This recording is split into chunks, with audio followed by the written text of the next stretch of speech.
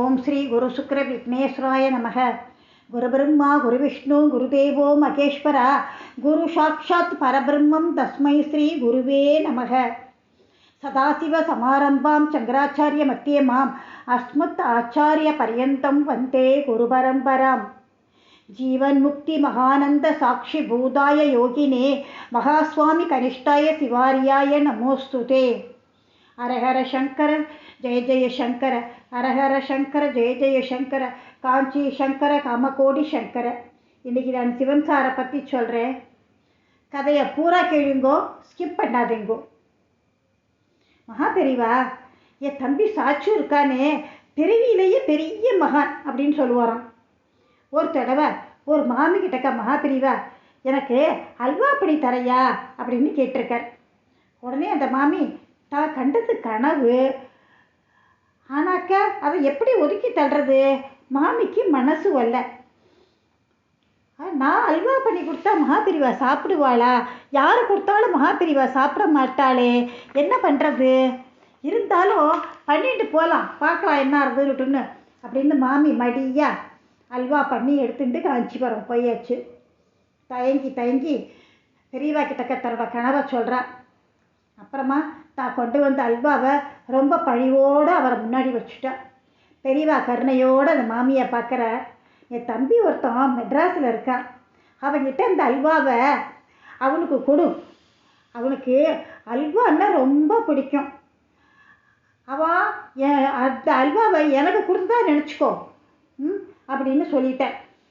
அந்த மாமியும் அது மாதிரியே மெட்ராஸில் சரி சிவன் சார் எங்கே தங்கி இருக்கார் அப்படின்னு கேட்டுண்டு அங்கே போய் சரி சிவன் சார்கிட்டக்க கொடுத்தான். சிவன் சார் அதை ரொம்ப சந்தோஷமாக வாங்கிட்டேன். இந்த மாமிக்கு 2 ஞானிகள் கிட்டே இருந்தும் அனுகிரகம் கிடைக்க என்னதான் செஞ்சுருந்தாலோ. சிவன் சார் தன்னை பற்றி சொல்கிற போது தன்னோட உடம்பை காட்டி சொல்லுவாராம், this is incarnation of heat and fire, இது திருவண்ணாமலை என்னும் தேயு அப்படின்னு சொல்லுவாராம். அதை நிரூபிக்கிறதுக்கு ஒரு சின்ன நிகழ்ச்சி. கும்பகோணத்தில் ஸ்ரீமடம் பாடசாலையில் சேதுங்கிற புள்ளத்தம் படிச்சுட்டு இருக்கான், வித்யார்த்தி படிச்சுட்டு இருக்கான். சிவன் சாரும் அப்போ அங்கே தான் தங்கி இருக்கார். சார் வழக்கம் குளிக்கவே மாட்டார், அதே மாதிரி ஒரு சொட்டு தண்ணி கூட குடிக்க மாட்டார். பசங்க சாரை யார் குளிக்க வைக்கிறீங்களோ அவனுக்கு ஒரு வடை பரிசு அப்படின்னு பையன்கள்லாம் போட்டி போட்டிருக்கானுங்க. துடுக்கான ஒரு பையன், அவன் தான் சேது. அவன் சார்கிட்ட போனான், சார் நீங்கள் இன்றைக்கி குளிக்கணும். ஸ்ரீ சாரோ எனக்கு விட்டு போச்சுப்பா, நான் குளிக்கிறதே கிடையாது.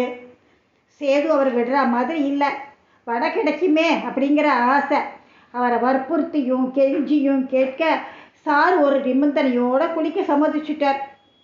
என்ன நிபந்தனை, அரிசி போட்டால் வெந்துடணும், அப்படி கொதிக்கணும் வெந்நீர், தலைக்கு தேய்ச்சிக்க மிளகாப்பொடி, இந்த 2 கொண்டு வா நான் குளிக்கிறேன் அப்படின்னு சொல்லிட்டேன்.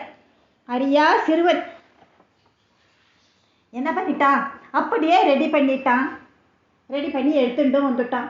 சார் உட்கார்ந்துட்டு தலையில் மிளகாப்பொடியை போடு, அப்புறம் அந்த கொதிக்கிற வெந்நீரை மேலே ஊற்று அப்படின்னு சொன்ன உடனே சேது நடுங்கி அலறிண்டே, சார் என்னை மன்னிச்சுடுங்கோ, ஒரு வடைக்கு ஆசைப்பட்டு அபச்சாரம் பண்ணிட்டேன், வேண்டாம் சார் அப்படின்னு கதற ஆரம்பிச்சிட்டான். ஸ்ரீ சாரோ நீ சொல்கிறத நான் கேட்டேன் இல்லையா, இப்போ நான் சொல்கிறத நீ கேட்கணும், மிளகாப்பொடியை தலையில் போடு அப்படின்னு உறுதியாக சொல்ல சிறுவர்கள்லாம் நடுங்கிட்டு அவர் சொன்னபடி செஞ்சா. ஆனால் என்ன அதிசயம் நடந்தது தெரியுமா, சிவன் சார் அன்னைக்கு மலர்ந்த மலர் போல காட்சி கொடுத்தாராம். அவர் என்ன சாதாரண மனுஷ பிறவியா, இல்லையே தேயு ஸ்தூபம் இல்லையா, அதை காட்டவே இப்படி ஒரு லீலை. சிவன் சாரோட லீலைகளை அடுத்த வாரம் சொல்கிறேன். அதுக்கு முன்னாடி சிவன் சார் எழுதின ஏணிப்பிடிகளில் மாந்தர்கள்லாம் மறதின்னு ஒரு கதை ஒன்று இருக்குது. அந்த கதையை நான் அடுத்த வாரம் சொல்லிவிட்டு அதுக்கப்புறம் அவரோட லீலையை ஆரம்பிக்கிறேன். நன்றி, வணக்கம்.